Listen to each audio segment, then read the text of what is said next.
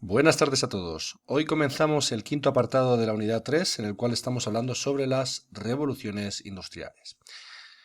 Tal y como os dije en el vídeo anterior, pues la revolución industrial es un proceso bastante complejo, que si bien podemos pensar que simplemente va a afectar al ámbito económico, al ámbito de la industria concretamente, pues nada más lejos. La revolución industrial va a tener una serie va a tener una trascendencia, va a tener un eco en otros aspectos, como es el aspecto económico, el aspecto social, ¿vale? En este apartado vamos a hablar de qué consecuencias tuvo a nivel social la revolución industrial.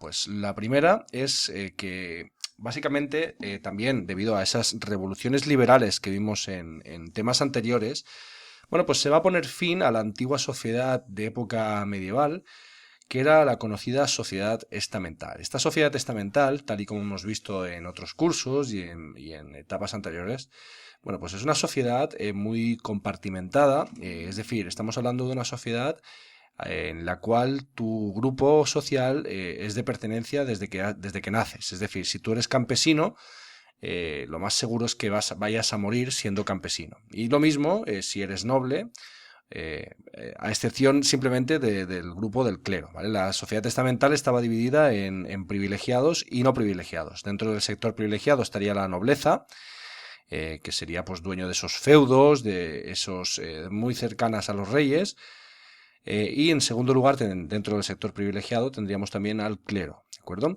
Y pues ya después, en el resto de la sociedad, que obviamente era mayoritaria, pues tendríamos al tercer estado. Este tercer estado no tendría ningún tipo de privilegio, y ahí pues meteríamos a todo el grupo de la sociedad, es decir, a la pequeña burguesía, que ya están teniendo algunos talleres, algunos comercios.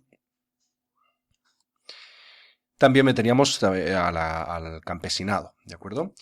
Pues a partir de ahora, estas revoluciones industriales y este proceso de revolución industrial va a cambiar las cosas, ¿vale? Se va a establecer un nuevo tipo de sociedad que se va a basar en las diferencias económicas, en el mérito de la obtención de más o menos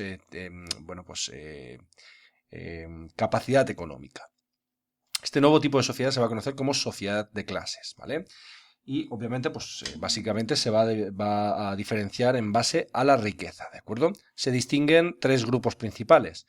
La clase alta o la alta burguesía, la cual, pues vamos a tener aquí van a ser los principales propietarios del medio del capital productivo, es decir, van a ser los propietarios de las fábricas, la mayoría de las tierras, de los negocios, etcétera, ¿de acuerdo?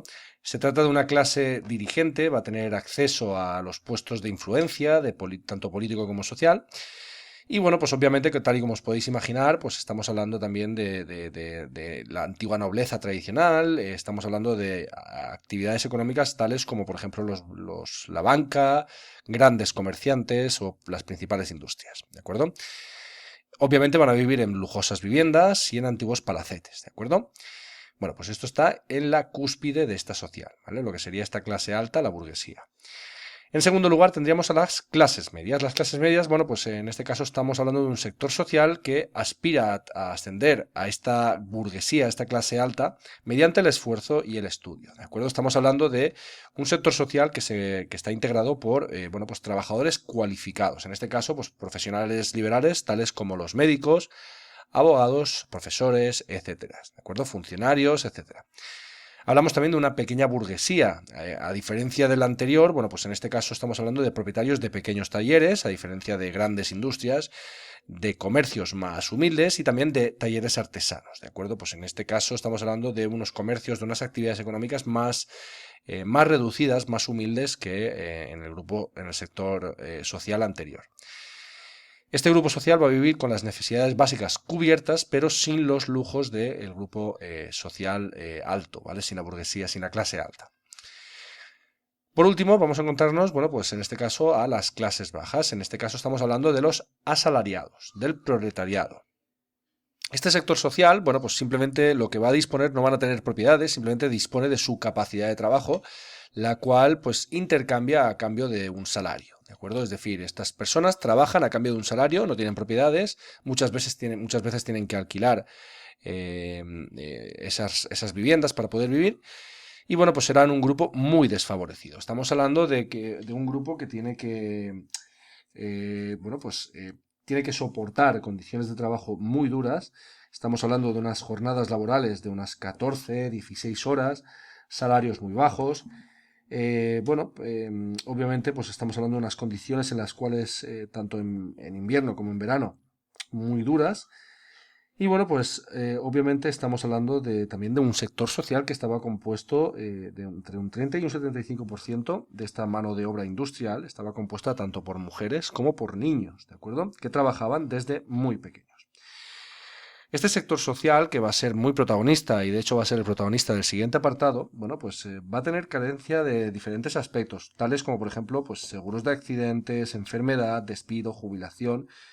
En estas fábricas estaban sometidos a una dura disciplina y bueno, pues obviamente vivía de una forma bastante precaria. Vivían de una forma hacinada en barrios situados junto a las fábricas o cerca de los puertos con unas condiciones higiénicas pues bastante lamentables, ¿de acuerdo?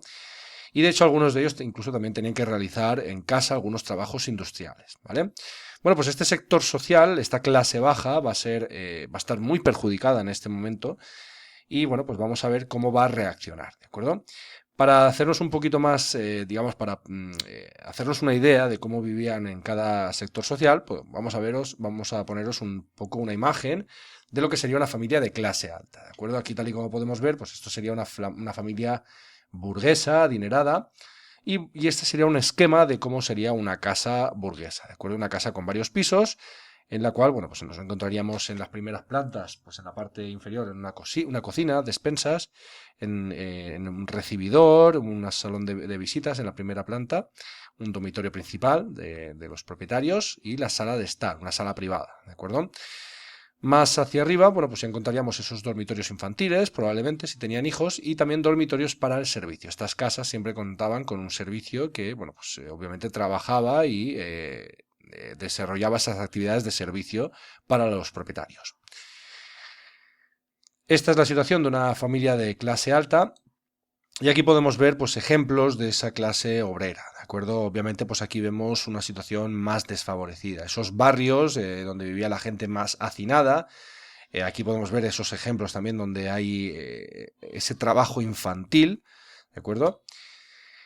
Y bueno, pues esos ejemplos, tal y como podéis ver aquí, esos trabajos que se hacían también en la vivienda, en las cuales tenían que participar toda la familia, y el ejemplo de una casa obrera, ¿de acuerdo?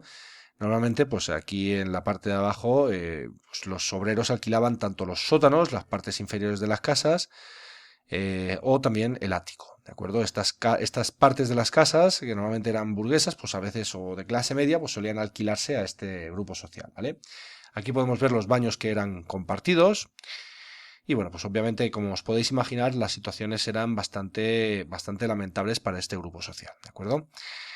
Bueno, pues lo dejamos aquí y en el siguiente apartado hablaremos sobre el movimiento obrero, que es básicamente una respuesta de este sector social a esas condiciones de vida, tanto sociales, con estas condiciones sociales y económicas, ¿de acuerdo? Espero que os haya servido y nos vemos en el próximo vídeo. Un saludo.